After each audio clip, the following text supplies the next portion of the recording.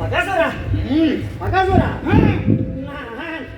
நான் சாவதற்கு வரவில்லை பகாசுரா. உன்னிடம் சமாதானம் பேச வந்திருக்கிறேன். ஆரம்பத்திலே இப்படி அடாவடியாக பேசினால் எப்படி?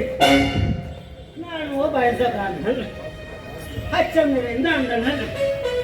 ஏதோ கொஞ்சம் நஞ்சம் இருக்கிற கைது வரவிட்டு உன்னிடம் பேச்சுவார்த்தை நடத்தலாம் வந்திருக்கிறேன்.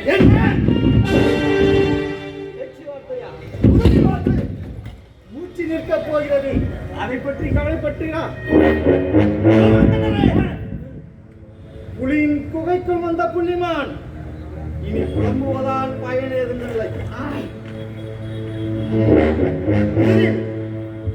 உன்னை கொன்று எனக்கு உருவாக்கிக் கொள்கிறேன். அதன் பிறகு உனது ஊரிலே அழித்து ஒழித்து நரமாமிசங்களை கொன்று மென்று தின்றலாம் என்று முடிவெடுத்து. பகாசுரா, பகாசுரா, உனது முடிவை சற்று ஒதுக்கி வை. நான் சொல்வதை சற்று கவனமாக காது கொடுத்துக்கு. நீ ஒவ்வொரு முறையும் கிராமத்துக்குள் வந்து ஆடு மாடுகளையும் அப்பாவி மக்களையும் கொன்று தின்று விட்டு வந்து விடுகிறாய். அதன் பிறகு அந்த மக்களின் அழுகுறலை என்னால் காது கொடுத்து கேட்க முடியவில்லை. அசுரகுலம் அழுகுறலை பற்றி கவலைப்பட்டதில்லை என்பவரே. எங்களை பொறுத்தவரை நாங்கள் வெட்டி வீழ்த்துகின்ற மனித தலைகள் எல்லாம் இளையுதிர் காலத்து இலைகளை போலத்தால்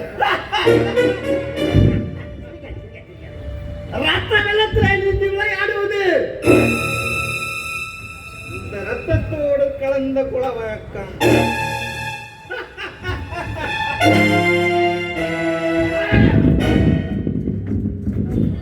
இந்த பகாசுரனிடம் பரிதாபத்தினை வேண்டி நிற்கும் உன்னை பார்க்கும் போது பாவமாக இருக்கிறது. ஆம் பகாசுரா, ஆம். நீ இப்படி பாவ புண்ணியம் பார்த்து நடந்திருந்தால் உன்னால் இன்று பாதிக்கிறாருமே அழிந்திருக்காரு.